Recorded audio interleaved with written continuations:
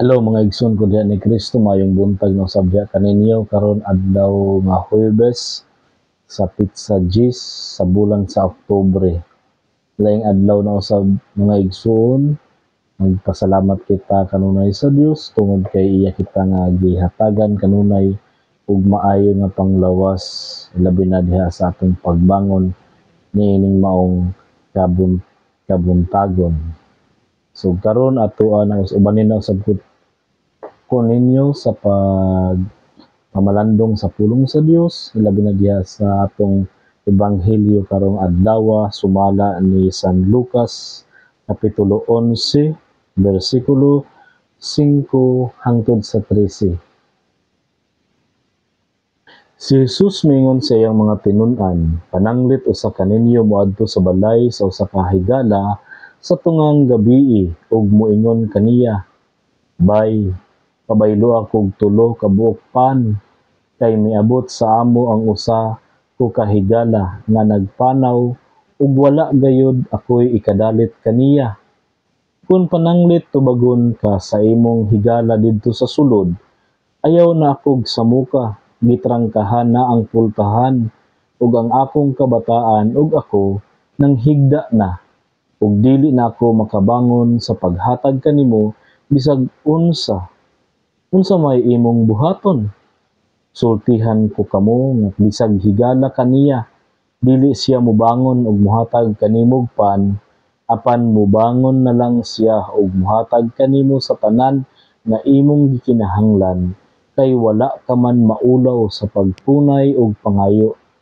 Busa sultihan ko kamo, pangayo kamo ug kamo hatagan, pangita kamo ug kamo makakaplag, pagtuktok kamo ug ablihan ang pultahan alang kaninyo.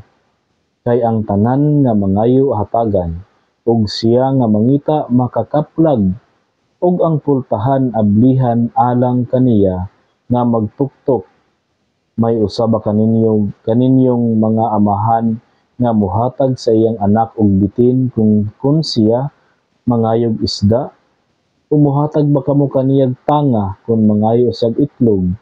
Bisan pa sa inyong pagkadautan, mahibalo kamong muhatag og maayong mga butang ngadto sa inyong mga anak, nan ang amahan nga tuwa sa langit, labaw pang muhatag sa Espiritu Santo kanila nga mangayo kaniya. Mga igsuon, ang Ebanghelyo sa Ginoo. Daygon ikaw o Kristo. Sa dili pa ta magpadayon sa atong pagpamalandong mga igsuon, uban niyo sakto ninyo sa hamubong nga pag-ampo agid, pagpangayog, giya, grasya sa pagsabot, labi na sa pagpamalandong sa pulong sa Dios.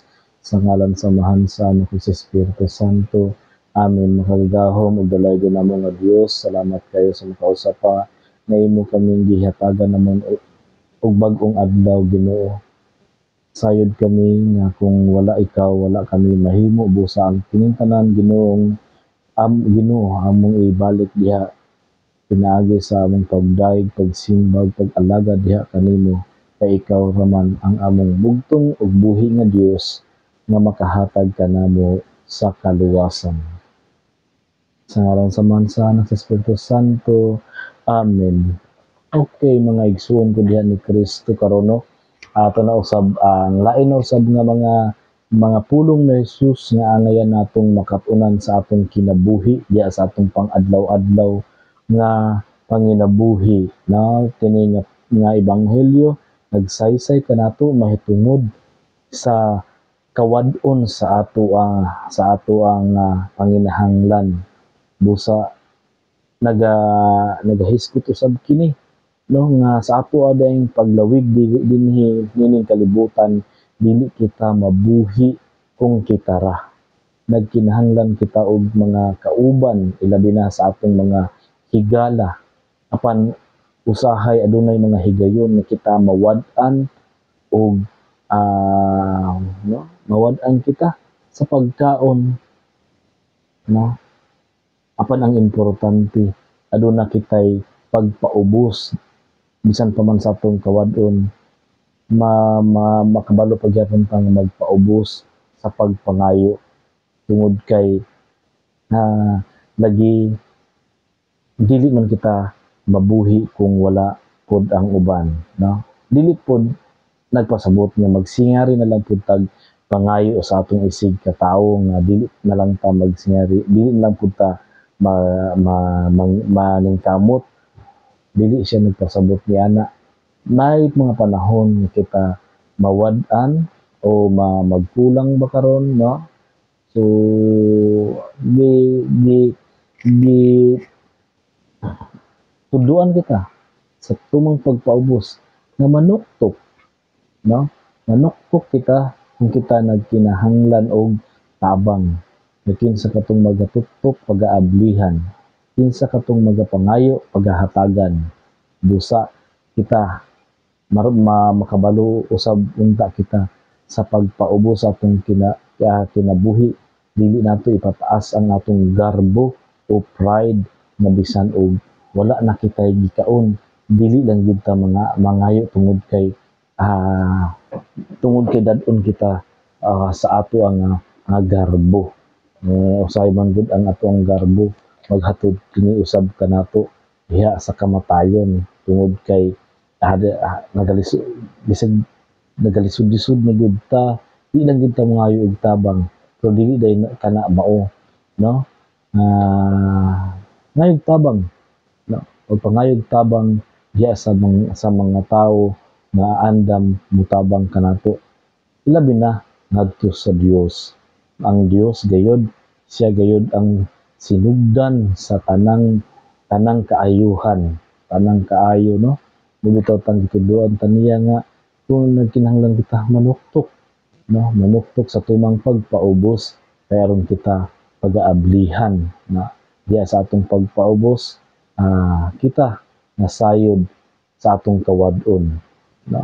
Pero dili lang nato i-justify ang atong pagkakawad-on na magsinari na lang sad ta og paghasol sa uban, pagpangayo, no? Bitigaan kitag higayon nga kung sa adunay panahon nga wala kita sa pagpaubos, pero maningkamot gyapon ta sa mga sunod nga adlaw nga mangitag pamaagi nga makakita sa ato ang mga ikinahanglanon, no? Ang kinalasan niya nga gisaysay mga igsoon nindot kayo, no? Kay naghisgot gud kini sa pagkaamahanon sa Dios, no? Ang buhi nga Dios sa iyang pagkamanggihatagom anda mga buhatag kanato sa balaan nga Espiritu Santo. Ang iyang giingon dinhi, aduna ba di ay may usaba kaninyo nga amahan nga muhatag sa iyang anak og bitin kung siya nangayog isda, no? Bisan pa sa atong pagkadautan, anaad gyapon tay kinaiyahan nga maayo. Busa sa amahan, wala niya na gitan-aw kung unsa ka kadautan. Ang iyang gitan-aw ang naa diha sa imong kasing-kasing, ang kaayo nga naa diha sa imong kasing-kasing. Bisan pa man sa atong pagkadautan, nagatuo paghihapon kami nga anak pak ikay ka maayo dinha sa imuhang kasing-kasing. Unsa na lang ka ang amahan sa tanang kaayo, no? Dako kayo ang iyang kasing-kasing para kanato. Busa kita sa tumang pagpaubos, no? Atong dawaton nga kita walay mahimo kung wala ang Dios. Busa ang tudlo sa Ginoong Hesus sa kanato, no? Nga ayaw dili kita magpanuko og pangay kung kita nagkinahanglan sa tabang sa uban. Dili kita magpanukog pangayo sa Dios sa atong mga gikinahanglan, no? Gikinahanglan tungod kay ang Ginoo is a great provider, no? Siya gayud ang maghahatag, no, sa mga taong walang wala sa ilang kinabuhi. Bisan pa man diha sa atong kawad-on, dili usab kita malimot nga ang tanan nga atong nadawat sa atong kinabuhi nagagikan gid kini sa Dios. Daghan kayong salamat mga igsoon na tunta nga ang buhi nga Dios magahatag kaninyo og protection, bendisyon sa ngalan sa Man, sa Anak ug sa Espiritu Santo. Amen. Bye-bye. Have a great day, everyone.